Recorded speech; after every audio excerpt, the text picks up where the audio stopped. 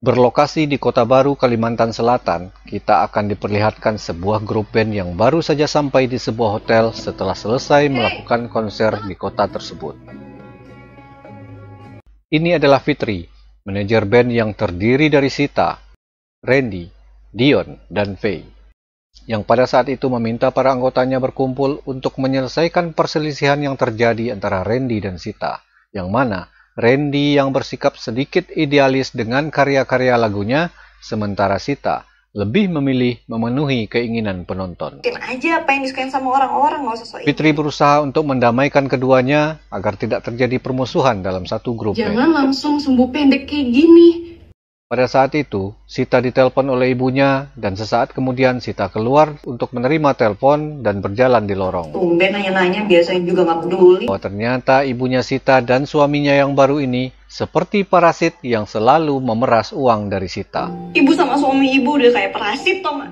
Ditambah lagi masalahnya dengan Randy, Sita benar-benar dalam kondisi kalut, kacau, dan galau. Akhirnya Sita masuk ke kamarnya dan mandi.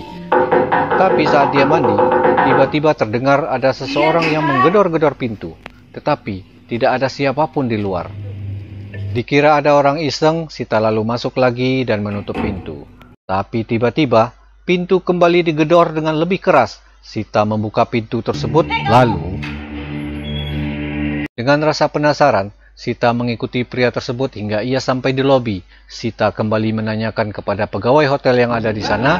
Pegawai hotel tersebut mencoba untuk mencegah Sita. Sita sudah sampai di dermaga mengikuti pria berpakaian adat tersebut, dan saat pria tersebut berbalik melihat ke Sita, Sita tiba-tiba pingsan setelah melihat wajahnya.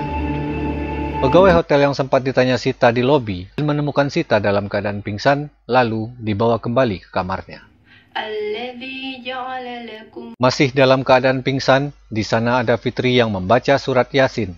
Dan pada saat itu, tiba-tiba Sita sadar, dan Fitri lalu menyuruh Sita untuk beristirahat. Kemudian Fitri melanjutkan membaca surat Yasin.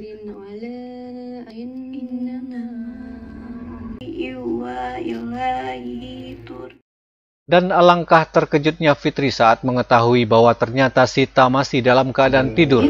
Lalu Fitri segera ke kamar Faye dan menceritakan apa yang baru saja terjadi. Rupanya Sita berjalan dalam keadaan tidur dan menuju ke dermaga, lalu dia naik sebuah perahu. Melihat Sita yang tidak ada di kamarnya, Fitri dan Faye lalu membangunkan Randy dan Dion.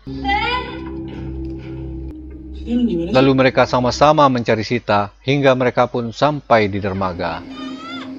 Di sana mereka melihat Sita di atas perahu dan menuju suatu tempat, dan mereka mencoba memanggilnya. Namun, Sita sama sekali tidak mendengar mereka dan berlalu hingga ke tengah laut. Fitri dan yang lainnya kembali ke kamar Sita mencoba mencari petunjuk apa dan kemana Sita pergi. Dan tim I.O. yang mencoba mencari Sita datang dan mengabarkan bahwa mereka tidak menemukan Sita. Mbak Sitanya belum juga ketemu, Mbak. Keesokan paginya, di lobi hotel, Fitri menerima telepon dari seseorang yang menanyakan konser di kota lain. Untuk jadwal manggung kami cancel dulu ya, Pak. Dan saat itu Fitri membatalkan konser tersebut karena Sita yang belum ditemukan. Sesaat setelah itu datanglah tim I.O. yang kembali mencoba mencari Sita, tetapi tetap dengan hasil nihil. Yang terjadi kepada Sita itu kejadian gaib. Pada awalnya mereka tidak percaya, namun Anwar meyakinkan bahwa peristiwa seperti ini sering terjadi, dan Anwar bersedia membawa mereka kepada seseorang yang adiknya juga menghilang seperti Sita. Dia adalah Hamidah, yang adiknya hilang 8 tahun yang lalu dibawa seseorang ke kota Saranjana. Muhammad Hendra ngaraninya Kalau ada yang dibawa orang gaib.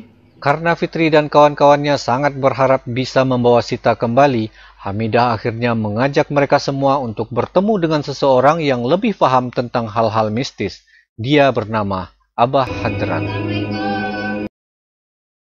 Abah Hadran lalu menceritakan segala hal yang dia ketahui tentang kota Saranjana, kota gaib yang tidak kasat mata, dan hanya orang-orang yang terpilihlah yang bisa ke sana. Namun untuk masuk ke sana, hanya ada satu cara, yaitu melalui portal pohon halau-halau dengan membawa mandau sakti suku Dayak yang saat ini dipegang oleh seorang yang bernama Atoh Ampong. Mandau sakti, mandau keramat. Hamidah, Fitri, Anwar, Faye, Randy, dan Dion memulai perjalanan mereka mencari rumah Atoh Ampong. Meskipun cukup jauh, tetapi cukup mudah untuk menemukan rumah Atoh Ampong karena Atoh Ampong rupanya adalah orang yang terkenal di kampung sana. Tapi sayangnya, Atoh Ampong baru saja meninggal 7 hari yang lalu. Satu-satunya harapan mereka hanyalah istri Atoh Ampong, dan dengan dibantu oleh seorang nelayan, mereka akhirnya berangkat menuju rumah Atoh Ampong. Di dalam perjalanan menuju rumah Atoh Ampong, dan memang tradisi di sana, mereka melihat orang yang sedang memakamkan jenazah dengan cara dibenamkan ke dalam air. Sampailah mereka di rumah Atoh Ampong dan disambut oleh adik istri Atoh Ampong yang bernama Acil Rus mempersilahkan mereka masuk, dan tanpa bertele-tele, Anwar langsung mengutarakan niatnya kepada istri Atoh Ampong untuk meminjam mandau sakti Saranjana yang akan digunakan masuk ke Saranjana. Istri Ampong menolak dan mengatakan bahwa mandau itu sudah tidak ada. Lalu istri Ampong menyuruh mereka untuk pulang. Dengan rasa putus asa dan tidak tahu lagi harus bagaimana, mereka naik perahu dan akan segera pulang. Tapi tiba-tiba, Acil Rus menghampiri mereka dan membisikkan bahwa mandau itu ada di kuburan Atoh Ampong. Dan tanpa pikir panjang, mereka memutuskan untuk mencari kuburan Atoh Ampong. Dan dibantu oleh Pak Nelayan, mereka menuju ke sana. Dalam perjalanan ke makam Atoh Ampong, tiba-tiba mesin perahu mati dan mereka terpaksa mendayung, dan di tengah-tengah sungai, tiba-tiba muncul sesosok hantu kuyang menghampiri mereka yang sontak membuat mereka menjerit histeris, dan hantu itu berkata, "Bongkar kuburnya." Tapi anehnya, wajah kuyang ini mirip dengan Acil Rus, adik istri Atoh Ampong. Setelah sampai di sana, dengan perasaan takut dan minta maaf kepada arwah Atoh Ampong, Anwar dan Dion membongkar peti Atoh Ampong. Lalu, ya, mandau itu ada di sana dan dililit oleh seekor ular. Ketika Dion sudah menyingkirkan ularnya, lalu menyuruh Randy untuk mengambil mandaunya. Namun Randy takut dan justru Fitrilah yang segera mengambilnya.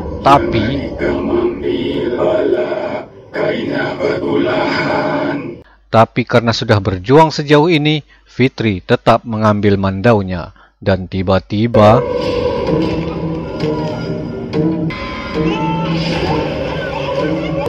pocong Atoh Ampong tiba-tiba bangkit dan disusul oleh pocong-pocong yang lainnya yang langsung mengejar mereka semua. Mereka segera pergi dari sana dengan menggunakan perahu, dan beruntungnya mesin perahu sudah hidup dan mereka akhirnya berhasil kabur dari kejaran pocong-pocong tersebut. Hingga pagi pun tiba.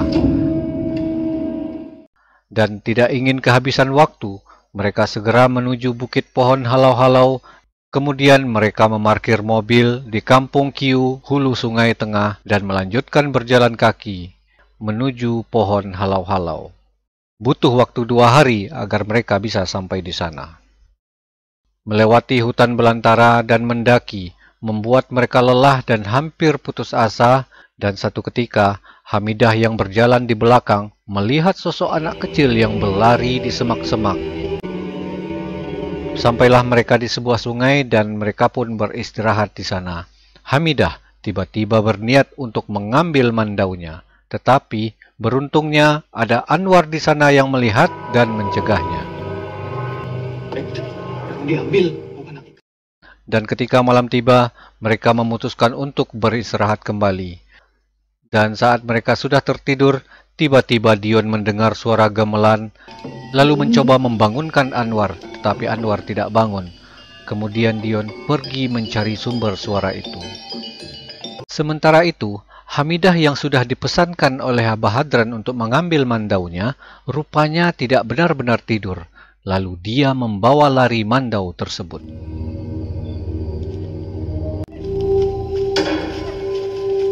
Randy tiba-tiba terbangun dan sadar Dion tidak ada. Lalu Randy membangunkan Anwar, kemudian mereka membangunkan Fitri dan Faye. Dan alangkah terkejutnya Fitri saat mengetahui mandaunya sudah hilang dan Hamidah juga tidak ada di samping Faye. Sementara itu, Hamidah yang kabur membawa mandau sakti mendengar suara bayi dan mendekatinya. Dan pada saat yang sama, Fitri dan yang lainnya yang mencari Dion dan Hamidah mendengar suara jeritan Hamidah, lalu mereka segera menuju ke sana. Dan ternyata, ya, ada makhluk cebol yang sudah membunuh Hamidah dan memakan jantungnya. Lalu makhluk itu menyeret mayat Hamidah ke semak-semak dan mandau yang dicuri Hamidah pun akhirnya ketemu.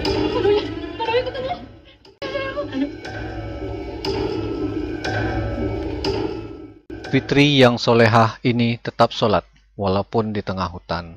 Namun begitu dia selesai sholat, tiba-tiba Fitri pingsan dan mendengar suara bisikan untuk mengembalikan mandaunya. Kemudian Fitri bermimpi berada di antara pocong-pocong di rawa, lalu dia diseret ke dalam rawa, lalu Fitri pun tersadar.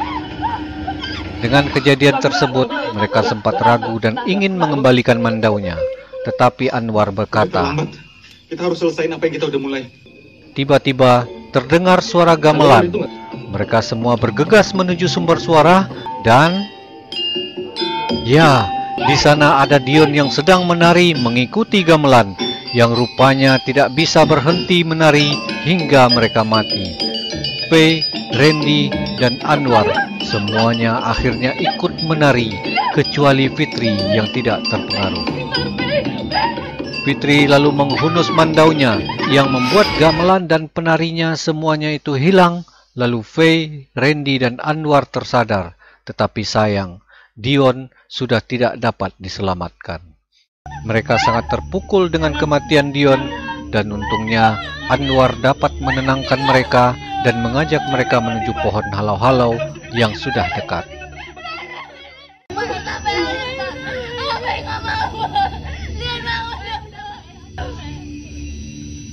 Saat sudah sampai di depan pohon halau-halau, tiba-tiba Fitri tersandung akar yang membuat mandaunya terlempar keluar dari gagangnya. Sementara yang lain membantu Fitri bangun, Anwar mengambil mandaunya. Tapi tiba-tiba, dari belakang Anwar muncul pocong dan disusul dengan kemunculan pocong-pocong yang lainnya yang mengejar Anwar yang sedang memegang mandau. Ketika itu Anwar terpojok dan naas. Anwar harus tewas tertusuk oleh mandau sakti. Lalu Fitri mengambil mandaunya dan seketika itu juga pocong-pocong itu berbalik ke arah Fitri lalu mengejarnya. Kemudian Fitri mencari sarung mandau dan ketika dia menyarungkannya, pocong-pocong itu pun menghilang. Mereka bertiga segera berlari menuju lubang pohon halau-halau dan ya, mereka sudah masuk ke Saranjana. Kini Fitri, Randy, dan Faye mencari keberadaan Sita. Mereka menyusuri pinggir kampung Saranjana yang sudah memiliki teknologi canggih, namun masih menjunjung tinggi adat istiadat.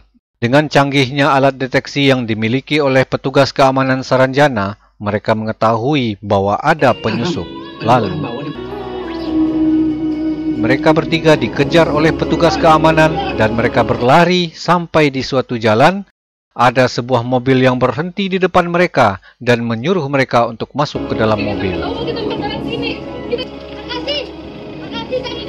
Rupanya anak ini adalah Hendra, adiknya Hamidah yang hilang 8 tahun yang lalu.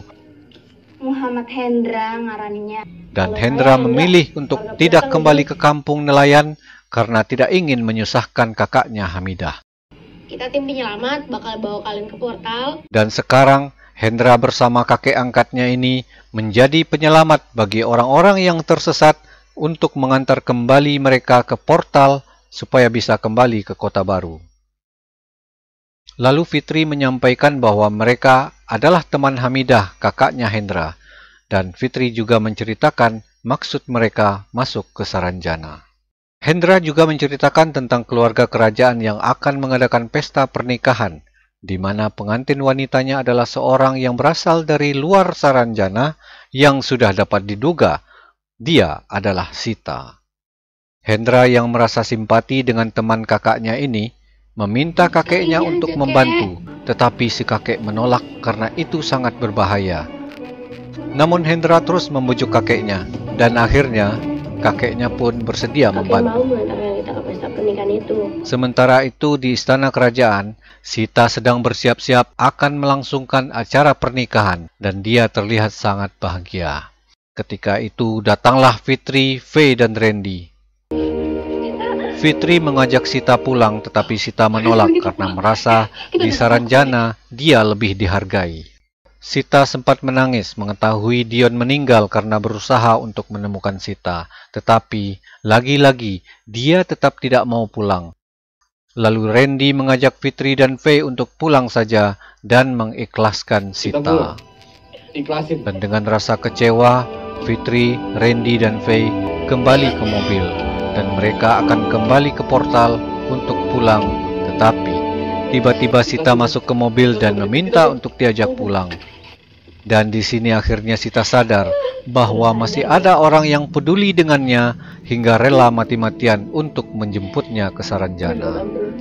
Dengan bantuan Hendra dan kakeknya, mereka sampai di portal, Kami pamit pulang di dulu. mana portal ini berbentuk dinding air yang begitu mereka masuk portal, mereka sudah berada di dalam laut, dan ketika akan berenang ke pantai itulah mandaunya jatuh. Dan akhirnya Fitri, Randy, dan Faye berhasil membawa Sita pulang ke dunia yang penuh dengan sandiwara dan kepalsuan ini. Dan di akhir film, kita akan diperlihatkan seorang nelayan yang tidak sengaja menemukan mandau yang tersangkut di jaringnya. Dan apa yang akan terjadi selanjutnya? Ya, kita tunggu kelanjutan kisahnya. Pesan yang bisa kita ambil dari film ini, pertama, menghargai dan menghormati orang lain tidak akan menghinakan diri kita, tapi justru menempatkan kita pada posisi yang lebih mulia. Kedua, jangan pernah tinggalkan sholat bagi yang muslim atau ibadah utama bagi yang beragama lain, karena sholat dan ibadahmu akan menyelamatkanmu dunia dan akhirat. Tetap sehat dan semangat, dan sampai jumpa pada video selanjutnya. Cus!